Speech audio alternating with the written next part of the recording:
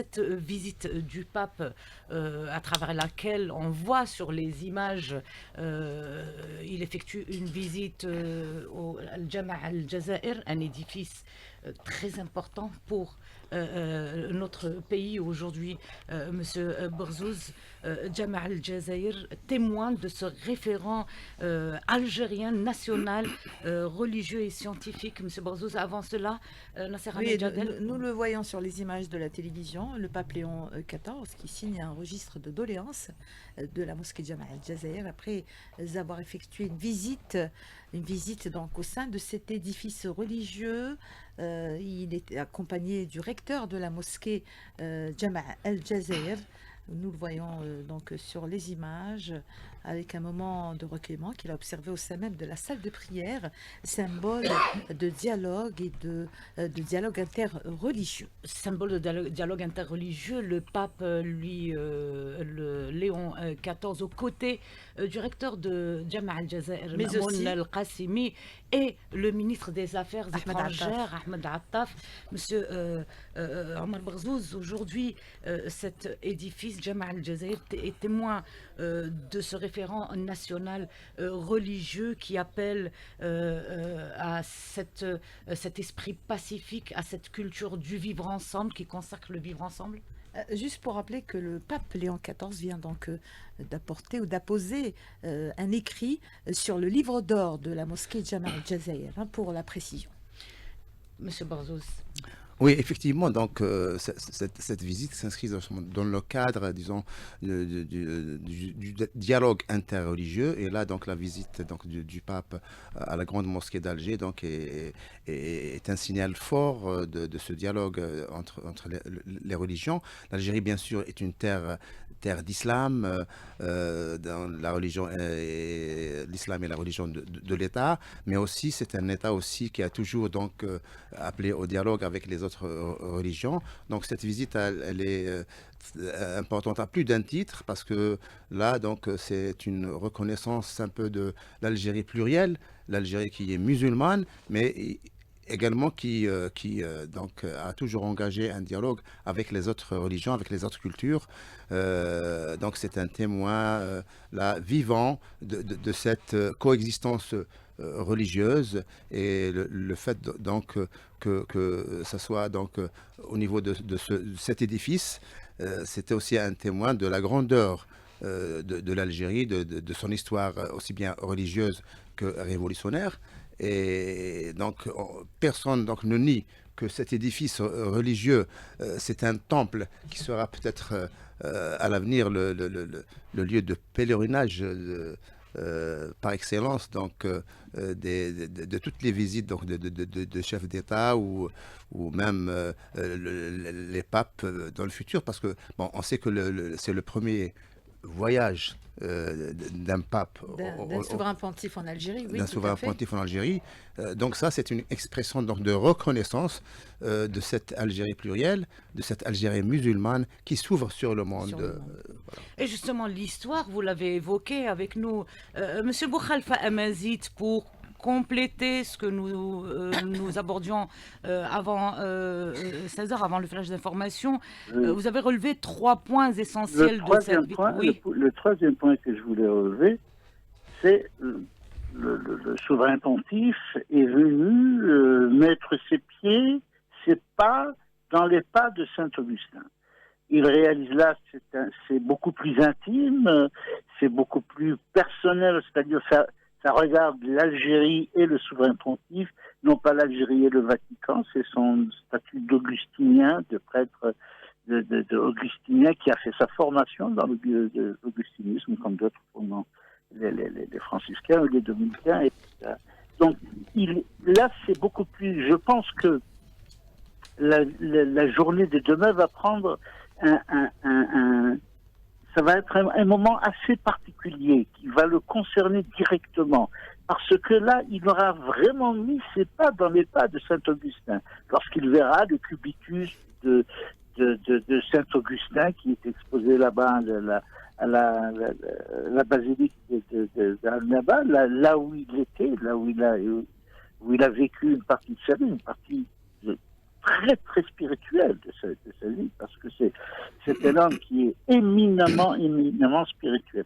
Et je voudrais insister aussi sur le fait que les confessions, c'est effectivement, disons que c'est sans exagérer, c'est la Bible de l'Occident.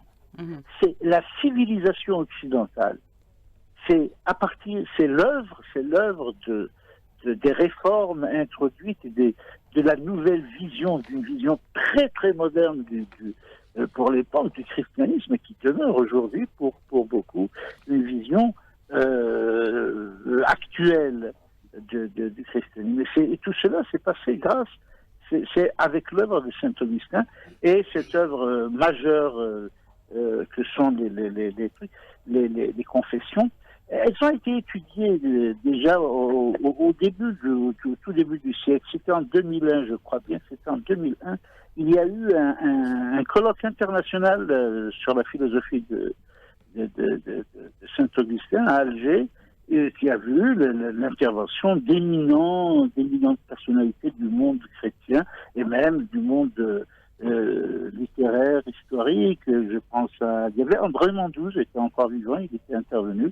Je me rappelle aussi de l'intervention de Mounir Bouchmerri, qui avait fait un excellent travail sur les œuvres historiques sur les sites de Naba et de Sokharas, et plusieurs autres interventions très très solides, très lourdes, parce que ce sont des éminents professeurs. Donc, nous ne découvrons pas, c'est-à-dire que l'Algérie, j'ai lu par-ci par-là qu'il avait été oublié, que c'était...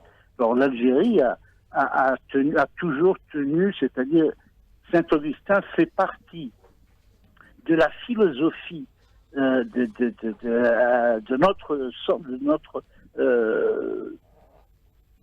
notre profondeur philosophique, et il n'a jamais été renié. Et je voudrais simplement dire une chose aussi, pour ceux qui parlent beaucoup actuellement de l'autre côté de la mer. Pendant les 7 ans et demi de guerre, et pendant toute la durée pratiquement de la colonisation, on ne relève jamais, on n'a jamais relevé une église brûlée, ou une église qui a été saccagée, ou une église qui a été...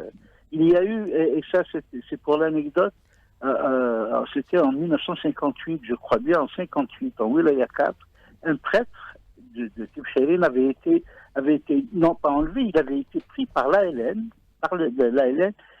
et on disait qu'il avait été enlevé, l'après c'était... Alors, ce qui s'était passé, un officier de l'ALN l'a accompagné à travers toute la wilaya. Il lui a montré tout ce qui se passait et il l'a ramené. Il a voulu qu'il soit le témoin.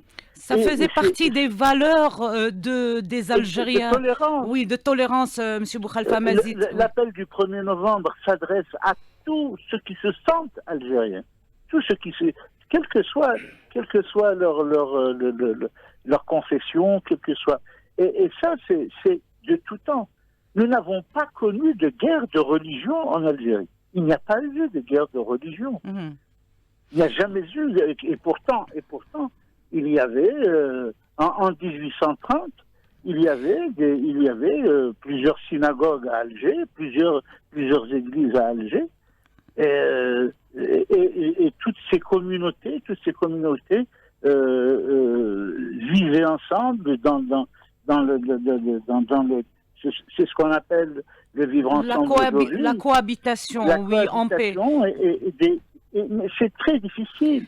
Voilà. C'est-à-dire que ça montre l'histoire, la trajectoire historique de l'Algérie s'inscrit exactement dans la visite du pape aujourd'hui. Merci, M. Boukhalifa Mazid. Merci d'avoir répondu à nos questions. Merci d'avoir pris part à cette émission.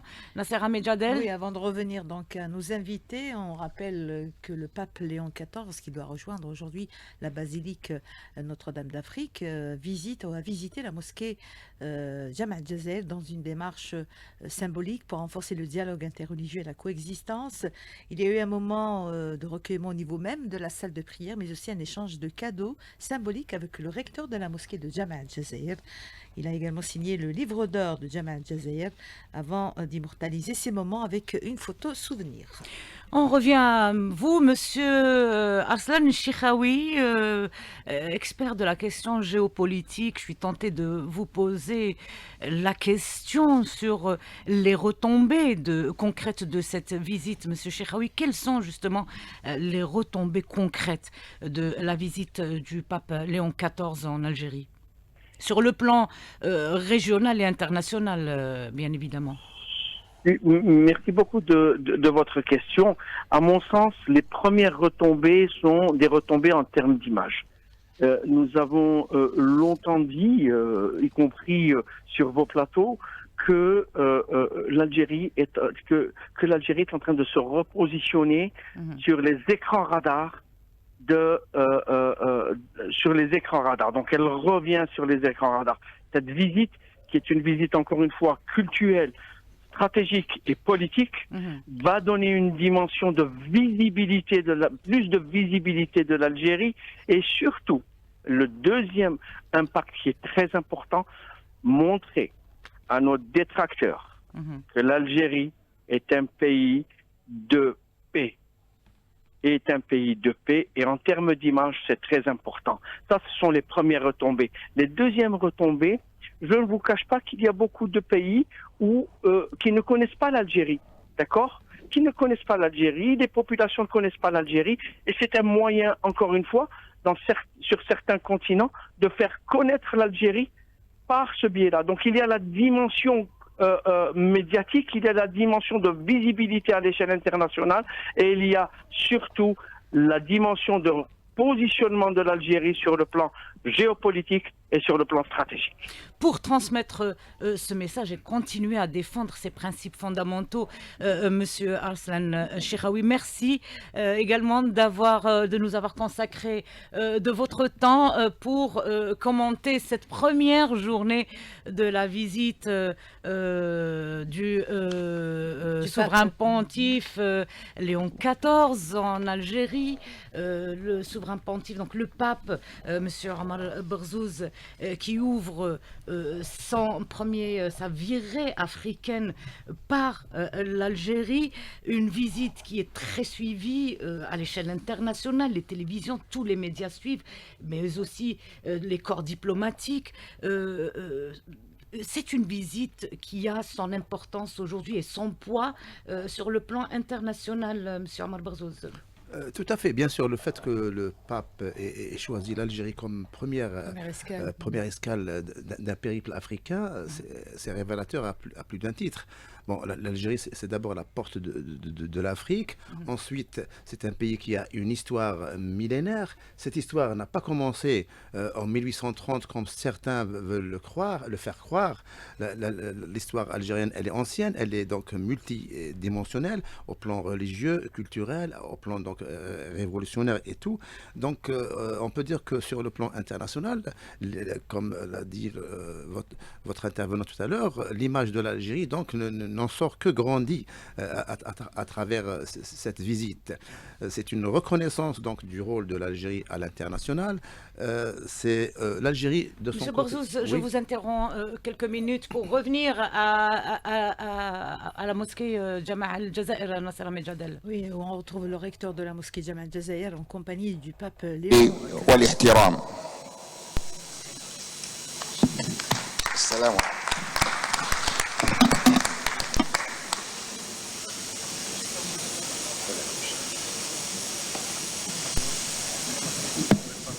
Je rappelle donc que le pape Léon XIV se trouve à la mosquée Jama' al-Jazair en compagnie du recteur de la mosquée Jama' al-Jazair. On va y revenir dans un instant. In questa visita da un luogo che rappresenta lo spazio che è di Dio, uno spazio divino, sacro, dove tante persone vengono per pregare, per trovare la presenza del più alto di Dio nella loro vita. شكرا فضيلتكم على كلامكم المؤثر من هذا المكان المقدس حيث يأتي الناس الكثيرون لكي يصلوا هنا. شكرا على كل شيء.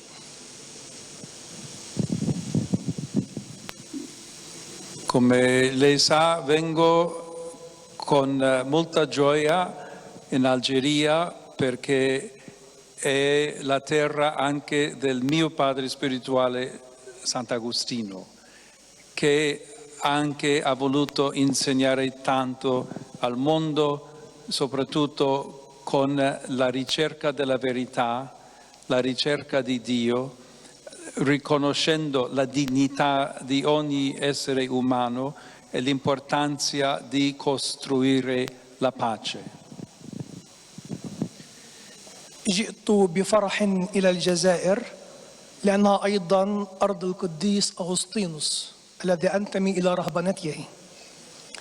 والقديس أغسطينوس كان دائما يبحث عن الله والحقيقة ويسعى أيضا من أجل السلام. Cercare Dio e riconoscere anche l'immagine di Dio in ogni creatura, figlio di Dio, in ogni uomo e donna creati nell'immagine e somiglianza di Dio. Questo per noi significa che è molto importante imparare. إذا مشاهدينا الكرام ونحن نتابع. Voilà, vous venez de suivre donc les propos du pape Léon XIV, qui était accompagné donc du recteur de la mosquée de Jama' el-Jazair. Il s'est exprimé sur sa visite. Il s'est dit qu'il était heureux de visiter l'Algérie, et l'Algérie, terre natale de Saint Augustin, dont il puise la pensée. Et je vous rappelle que le pape Léon XIV a visité donc, est en visite au niveau de la mosquée de Jama' el-Jazair, une démarche ou une escale symbolique pour renforcer le dialogue interreligieux et la coexistence. Il y a eu ce moment d'échange de cadeaux symbolique avec le recteur de la mosquée d'El Jazair, qui a également signé le livre d'or de Jama' el-Jazair avant d'immortaliser ces moments avec une photo souvenir. Hanan Seissi. Une photo souvenir, une visite d'un souverain pontife, une visite officielle du chef de l'État du Vatican, aux côtés du recteur de Jama' el-Jazair. Ma'moun el-Qassimi, une image en fait qui en dit long, Monsieur Omar Barzouz, sur ce dialogue des religions, dialogue interreligieux qui doit aujourd'hui s'ouvrir et que l'Algérie est prête à mener aujourd'hui, M. Barzouz? Oui, tout à fait. Je pense que l'Algérie dispose là d'une ressource politique et culturelle inestimable. En tant que terre d'histoire, où elle abrite toujours donc des édifices religieux, aussi bien sûr musulmans comme étant un pays musulman, mais aussi des édifices qui font partie donc du patrimoine universel de la religion, donc des lieux de culte d'autres que musulmans, d'autres religions autres que l'islam. Et à partir de là, donc l'Algérie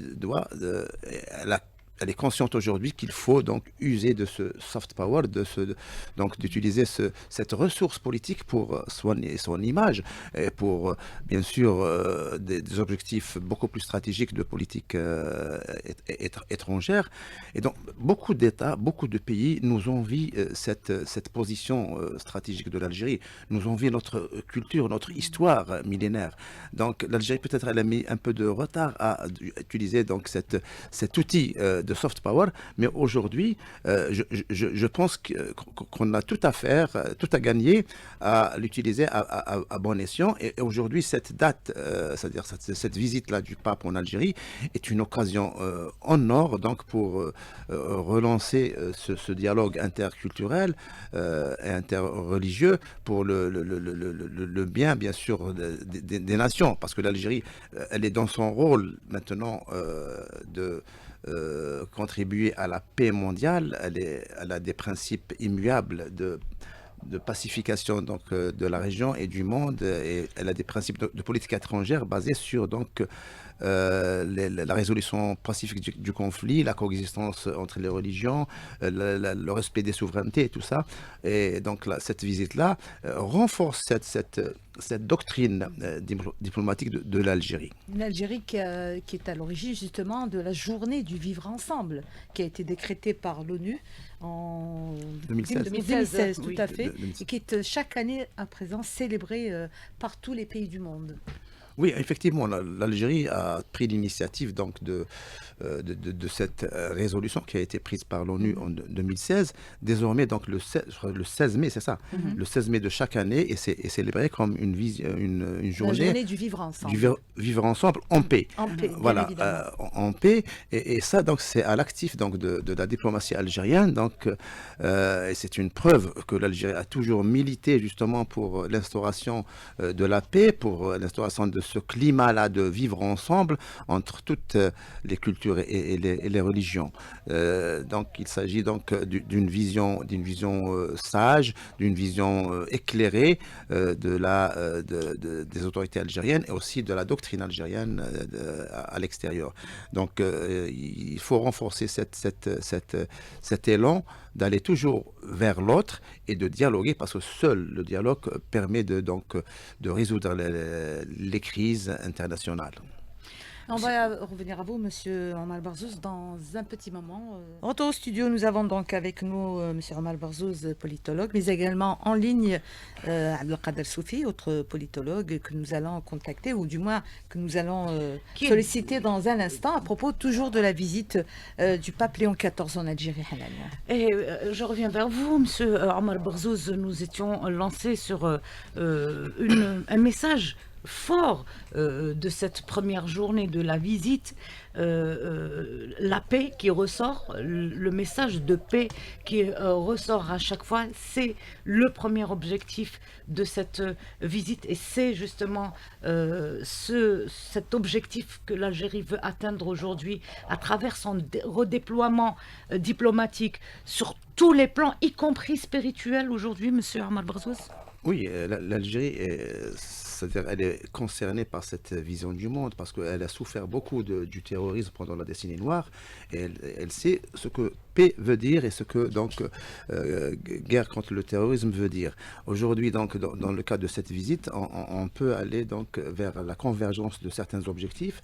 Le Vatican en tant qu'État et l'Algérie ont une convergence de vues sur certaines questions de politique internationale, notamment le dialogue interreligieux, notamment également la résolution pacifique des conflits. Le pape a dénoncé, donc il a dénoncé toutes les pratiques de violence et de guerre qui sont aujourd'hui donc partout dans le monde, et donc ça converge vers la vision de politique extérieure de l'Algérie. L'Algérie donc elle a toujours essayé donc de faire valoir sa doctrine en la matière.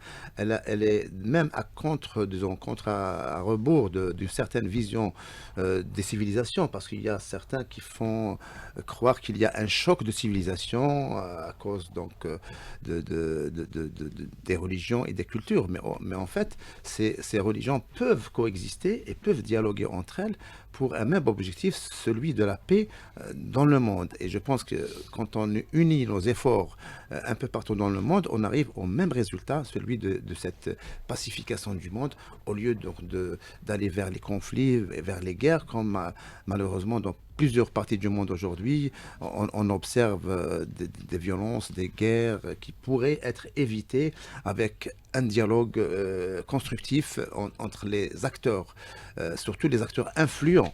Donc là, le message qui est donné par l'Algérie et par bien sûr le pape aujourd'hui, il converge vers justement la possibilité d'une paix mondiale grâce au dialogue interreligieux, interculturel. Et justement, vous nous tendez la perche, vous nous amenez à revenir sur l'une des déclarations phares du président de la République ce matin, justement, Abdelmajid Tebboune, qui a salué la position de Léon XIV sur la question palestinienne, mais aussi la situation à Gaza. Le souverain pontife qui dénonce et appelle à la paix sur Justement, Gaza. dans un contexte international tendu, donc surtout par la guerre au Moyen-Orient, la coexistence pacifique est au cœur du message du souverain pontife. On a constaté, nous avons en ligne avec nous Abdelkader Soufi, politologue. Monsieur Soufi, bonsoir. Bonsoir. Alors, bien évidemment, on va parler de cette convergence sur les questions internationales et les crises et conflits qui secouent le monde. L'Algérie est, par le biais du président de la République qui l'a rappelé, mais aussi le pape Léon XIV, prône une solution au conflit loin des crimes, loin des guerres, loin de tout ce qui peut miner la stabilité des pays, Monsieur Soufi. Oui, en fait, il s'agit d'une visite d'État. D'accord. Léon XIV, le pape, représente l'État du Vatican. Donc, c'est une relation entre deux États avec une portée politique bilatérale et internationale. Au-delà de la dualité, on va dire, du dialogue interreligieux, ou religieux lui-même, parce que nous considérons que la religion n'est qu'une et une seule. Ce qui change, ce sont les rituels. Mais la vision reste humaine et elle reste, je pense, identique et la même pour tous ceux qui ont foi en l'homme, qui ont foi en la paix, en l'autre, en le demain meilleur. Et c'est à partir de là que cette convergence de vision se présente d'elle-même comme étant unique. Parce que aujourd'hui, le monde entier est braqué justement sur cette visite. Et les outputs de cette visite, quand vous voyez donc deux États aussi importants que le Vatican, pour les chrétiens et pour l'Europe et l'Algérie, pour le Sud global, pour l'Afrique, pour la Méditerranée, et avec ce qui se passe autour de nous comme instabilité internationale, cela démontre qu'il y a justement cette possibilité de paix et qu'il y a des États qui aspirent à ce que le monde soit paisible. Et je pense personnellement que l'ampleur de cette rencontre ou de cette visite à l'invitation de l'Algérie du pape est aussi importante, sinon un peu plus, que ce qui se passe à travers le monde, et qu'il y a possibilité de paix. On ne peut pas négliger ce qui se passe en Palestine parce qu'il s'agit d'un génocide, et que le génocide est dénoncé par tous ceux qui aspirent à la paix, tous ceux qui voient en l'action aujourd'hui contre les Palestiniens, et que les guerres aussi qui sont ça et là. Nous parlons peut-être de la guerre en Ukraine contre l'Iran, mais on n'oublie pas que l'Afrique en souffre. On souffre dans sa peau. La Libye à côté, le Soudan, les pays du Sahel, le Congo, le Nigeria, une région de tension où seule la parole de l'amour et de la paix qui peut être conduite, et que dire justement que s'il y a un problème, il n'est pas d'ordre religieux. L'islam n'est pas une religion de son, et le christianisme ne l'est pas non plus, et qu'ensemble on peut faire face à ces velléités et à ces massacres et à ces tensions et à tout cet extrémisme qui vient beaucoup plus d'intérêts, d'agenda tierces que de l'islam ou que du christianisme. Et le président Abdelmajid Tebboune qui rappelle l'attachement indéfectible et historique de notre pays, l'Algérie, terre d'harmonie, d'interaction, pour reprendre la déclaration du président de la République, en offrant, alors terre d'interaction authentique également et de symbiose féconde, en offrant un refuge aux opprimés, aux persécutés, aux démunis, en défendant sans relâche la dignité sacrée de l'être humain et en se tenant fermement aux côtés de toutes les causes justes. Il faut préciser toutes les causes justes, précise le président de la République, dans le monde, qu'elles soient en Afrique, en Asie, en Amérique latine ou même en Europe. C'est une affirmation. Le président réitère aujourd'hui cet attachement de notre pays, de la politique nationale, de l'objectif national, le principe fondamental d'une Algérie qui exporte aujourd'hui la paix partout là où on a besoin de paix. Sans nationalité, sans distinction de nationalité. Ni de religion. Monsieur Abdelkader Sofi, vous pouvez répondre, Monsieur Ammar Barzouz également. C'est une question qui vous est adressée à tous les deux. D'accord. Donc, effectivement, c'est une constante dans la politique. C'est une constance dans la politique extérieure de l'Algérie. L'Algérie a soutenu et soutient toujours les causes justes, où qu'elles soient, en Amérique, en Asie, en Afrique ou ailleurs. Donc c'est une constance de la politique algérienne. Et là, donc, l'Algérie a toujours été, déjà après l'indépendance, juste après l'indépendance, la Mecque des révolutionnaires et la Mecque des opprimés aussi. Donc, les États qui étaient, ou les pays qui étaient toujours donc, en guerre de libération contre le colonialisme, était là à Alger pour essayer donc de s'imprégner de la lutte de la guerre de libération nationale qui était, disons, une école pour tous les mouvements de lutte pour la liberté. L'Algérie a aussi donc des principes dans ce sens, puisqu'elle soutient les peuples à l'autodétermination, les peuples donc qui revendiquent leur indépendance et qui sont donc soumis à l'occupation coloniale, que ce soit en Palestine, au Sahara occidental ou ailleurs. C'est les mêmes principes qui dominent. Donc, contre vent et marée, l'Algérie a toujours soutenu donc l'application du droit international. Et donc, c'est vrai que ce que a dit Tebboune dans cette intervention est très profond et nous rappelle aussi que l'Algérie a une histoire millénaire de coexistence avec toutes ces religions, toutes les causes justes.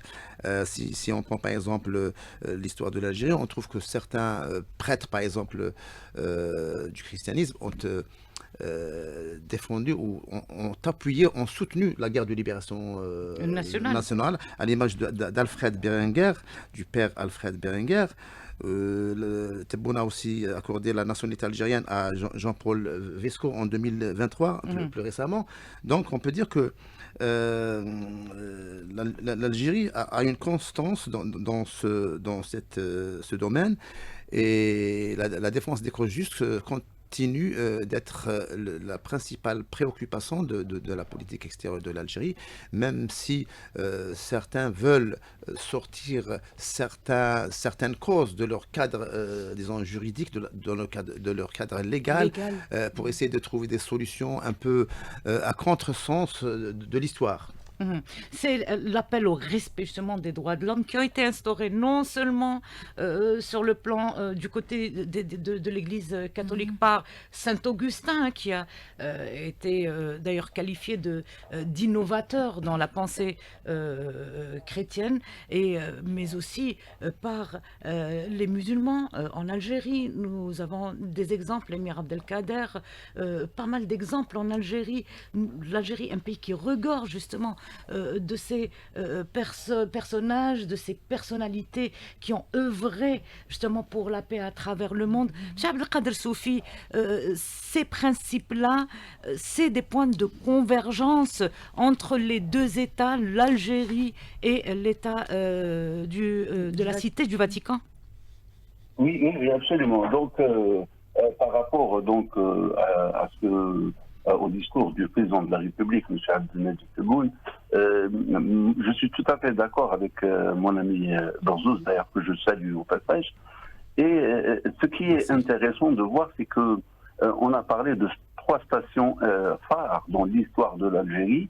Elles ne sont pas peut-être ce qu'on appelle les points cardinaux, mais ça marque un peu l'héritage ou la mémoire qui est véhiculée depuis la politique de Saint-Augustin en passant par l'émir Abdelkader, arrivant à l'Algérie d'aujourd'hui.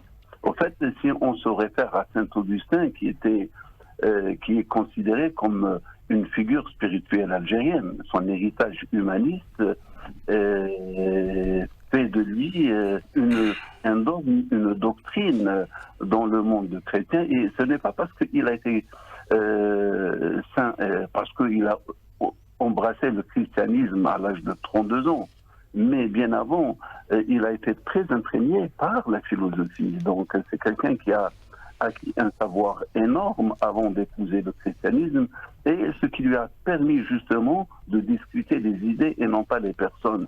Cet héritage qui a à la fois été donc ce savoir acquis, mais aussi le vécu dans le nord de l'Afrique, en Algérie, en Libye, et que donc ce principe était basé sur la guerre des divergences, ou tout ce qui était injustice sociale a été l'œuvre pratiquement et l'action de Saint-Augustin. Rappelez-vous que surtout dans son livre la ville de Dieu, ou la cité de Dieu, oui. La cité exactement de Dieu, où dans la foncée, il parle de l'État. Et il dit que l'État chez Dieu, donc de l'au-delà, il est là, mais l'État ici, c'est bas. Les lois, le rituel est là, mais qui peut, ou qui doit l'imposer, c'est à partir de là qu'il dit que il faudrait qu'il y ait l'État pour imposer et pour châtier et pour justement maintenir la justice sociale et la souveraineté. C'est la même approche qui est venue avec l'émir Abdelkader, qui a été précurseur du droit humanitaire, lui qui donnait une considération particulière aux prisonniers de guerre, lui qui a été un homme à travers lequel, par exemple, au Liban, les chrétiens, même en Syrie, ont été protégés. Lui qui était musulman, quand on lui posait la question, quand il faisait la guerre à la France, il disait que je faisais la guerre à la conquête ou à l'agression, et non pas au christianisme. Nous ne sommes pas partis là-bas, bien au contraire. Le dialogue était établi et ouvert. L'Algérie d'aujourd'hui, donc, qui accueille en son sein les chrétiens, que ce soit à travers les églises que nous connaissons à Alger, à Annaba, à Oran ou ailleurs, le droit donc à la pratique est protégé. Et non seulement le dialogue est ouvert, a toujours été ouvert. Le président Abdelmajid Tebboune a plus que jamais, j'allais dire, incarné cette image de l'Algérie ouverte au dialogue. D'ailleurs, en 2015, l'Algérie a proposé et a fait voter la loi du vivre ensemble. Le vivre ensemble, c'est ce que nous voyons et c'est ce que nous, Algériens, envoyons comme message, parce que le vivre ensemble tel qu'il a été présenté par certains pays occidentaux à sens unique, alors que l'Algérie le proposait dans les deux sens, et aujourd'hui le pape il vient. Quand on parle de la visite historique du pape en Algérie, Léon XIV, faut pas oublier que le personnage, donc le père spirituel est Saint-Augustin, avant d'être pape, il est venu déjà en Algérie. Et surtout, pourquoi ce rapprochement avec l'Algérie? Lui, le natif de Chicago, il a passé plus d'une dizaine d'années, je pense une vingtaine d'années, au Pérou, en Amérique latine, où il a pu voir de près la condition humaine dans ces endroits-là et approcher la relation entre le Nord et le Sud. Il a très bien compris j'allais dire, le mauvais traitement par certains pays occidentaux envers le Sud global, et c'est pourquoi lui, il vient donc à l'Église pour reconsidérer la question humaine, pour revoir les divergences au sein de l'Église même, mais surtout reprendre ce message de dialogue, de paix, et prendre son bâton de pèlerin, que mieux que l'Algérie pour l'accompagner ou pour qu'il forme cette paire donc de l'islam et du christianisme pour aller justement vaincre l'extrémisme et le radicalisme et aider à un meilleur dialogue pour une meilleure condition humaine. Monsieur Omar Berzouz, nous venons d'entendre l'analyse, l'approche de Monsieur Abdelkader Soufi. C'est justement le dialogue qui se place aujourd'hui comme point essentiel pour avancer dans ce monde, pour instaurer cette paix tant recherchée, tant espérée par beaucoup de peuples. Aujourd'hui, nous le voyons à travers le monde. Oui, il n'y a pas d'autre issue que le dialogue, parce que toutes les autres issues, les guerres, les violences ne résolvent pas les crises. Et là, donc, si on revient un peu à cette analyse, centrée sur le respect de l'autre, le respect des droits de l'homme, on s'aperçoit que il y a une certaine quand même universalité de ces droits de l'homme. Donc, au-delà des cultures, des religions, il y a un dénominateur commun entre ces perceptions, et les droits de l'homme ont tendance à être universels. C'est-à-dire il y a une certaine mondialisation des droits de l'homme, et c'est pour cela que la coopération est possible. Donc tout en conservant nos spécificités culturelles et culturelles aussi. Et culturelles. Sur le plan des principes et de la lutte, on se rejoint en fait. Exactement. Donc il y a quand même des points communs sur lesquels on peut travailler ensemble à tous les niveaux. Donc les acteurs géopolitiques à l'échelle régionale ou internationale peuvent coopérer dans ce domaine pour lancer un dialogue fécond, pour essayer donc de dépasser leurs contradictions et d'assurer la paix mondiale. Si on prend donc par exemple le cas de l'Algérie, l'Algérie s'adapte parfaitement justement à cette mondialisation des droits de l'homme, tout en conservant ses spécificités, parce que l'Algérie tente bien sûr de protéger son identité musulmane, mais tout en s'ouvrant aux autres cultures, aux autres religions. On sait que la Constitution garantit la liberté de conscience et de culte. Donc, sur ce plan-là, il n'y a rien à dire. Donc, les autres... disons, les autres religions peuvent être pratiquées dans le cadre de la loi. Bien sûr, l'Algérie combat tout prosélytisme. Elle combat bien sûr tout extrémisme, en fait, de manière de tous bords. Exactement. Elle combat les sectes, bien sûr. Et l'extrémisme n'a pas de religion, il faut le dire. Tout à fait.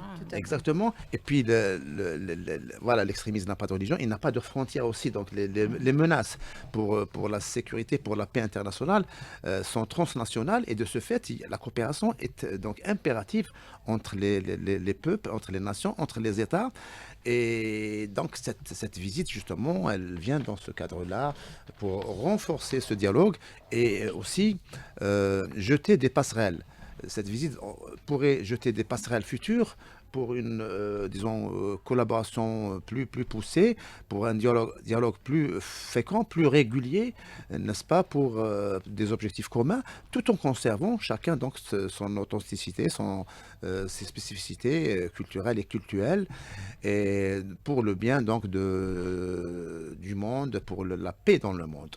Et vous tendez la perche pour revenir déjà sur ces réactions et ces déclarations de personnalités religieuses, politiques et associatives relatives à cette visite officielle du pape Léon XIV aujourd'hui à Alger. Demain, elle se poursuivra à Annaba. D'abord, la présidente du Conseil des ministres de la République italienne, Giorgia Meloni, qui estime que la visite du pape Léon XIV est un événement historique qui confirme que l'Algérie joue un rôle important dans le rapprochement des points de vue et l'établissement de ponts de coopération entre l'Europe et l'Afrique. D'abord, cette réaction que nous essaierons de commenter. La présidente de l'association France-Algérie, Ségolène Royal, qui estime que la visite historique du pape Léon XIV est un message universel en faveur du dialogue interreligieux et la réconciliation entre les peuples des deux rives de la Méditerranée. Le symbole du dialogue entre les religions, fait de respect et de fraternité remarquable, puisqu'après avoir célébré, je reprends Ségolène Royal, avoir célébré Pâques, fête la plus importante pour les chrétiens, le Saint-Père se déplace en Algérie, pays à majorité musulmane, à l'invitation du président de la République, Abdelmajid Tebboune. On a d'autres réactions. C'est ici le recteur de la basilique Saint-Augustin d'Annaba, Fred Wekeza, qui souligne que cette visite historique du souverain pontife est d'une importance stratégique et spirituelle. Elle confirme la position de l'Algérie dans la diffusion des messages de paix, de tolérance et la promotion des valeurs de dialogue entre les religions et les cultures. Le président du Haut Conseil islamique, Mabrouk Zeid El Khir, souligne lui que l'Algérie et le Vatican partagent les valeurs humaines et de paix et présente un exemple de ce que peuvent être les relations internationales lorsqu'elles sont fondées sur la sagesse et la clairvoyance. On retiendra également la réaction du secrétaire général de la Ligue des Oulémas, prêcheur et imam du Sahel, l'Khmissi Bezaz, qui souligne que la visite du pape en Algérie va au-delà de la dimension religieuse pour constituer un événement politique et diplomatique majeur, d'autant que sa tournée africaine ou la tournée africaine du pape commence par l'Algérie, qui représente le cœur battant de l'Afrique de par son poids historique et symbolique, faisant d'elle un pont entre les deux continents. Et enfin, cette déclaration de l'archevêque d'Alger, le cardinal Jean-Paul Vesco, qui estime que cette visite constitue un signal fort et un témoignage de coexistence. Il est témoin de la situation, faut-il le noter, faisant de l'Algérie le point de départ d'un message de paix universelle. C'est un très bon signe qui redonne une profondeur à la grande histoire de l'Algérie, terre de beaucoup de sages, de savants et de faiseurs de paix. Monsieur Abdelkader Soufi, est-ce qu'on estime aujourd'hui on peut dire aujourd'hui que l'Algérie, justement, avec cette visite, donne est le point de départ de ce message de paix universel? Est-ce que l'Algérie aujourd'hui se positionne aussi dans cette dynamique de dialogue interreligieux serein et durable? Écoutez, regardons l'Algérie donc d'un point de vue plutôt neutre et loin. Et on voit que l'Algérie a souffert pendant longtemps du colonialisme. Et elle a souffert de la décennie noire. Tout cela a stigmatisé quelque part l'Algérien par rapport à son amour à la paix et à la stabilité. Et ce qui fait que l'Algérien d'aujourd'hui, généralement, que ce soit ceux qui ont vécu ou ceux qui, à travers leurs parents, savent que les guerres et les tensions et le radicalisme ne mènent nulle part, et qu'ils n'ont pas de sens et ils n'ont pas de religion. Seul le dialogue, seule la paix, seul le vivre ensemble est le moyen à travers lequel on peut reprendre goût à la vie et partager son quotidien avec joie et avec plaisir. Et c'est à partir de là que vous avez vu que durant peut-être la décennie passée ou certaines évolutions... Monsieur Abdelkader Soufi, nous sommes pris par le temps. Nous reviendrons avec vous, nous reprendrons cette idée. Restez avec cette idée, le temps d'un flash d'information. À tout de suite.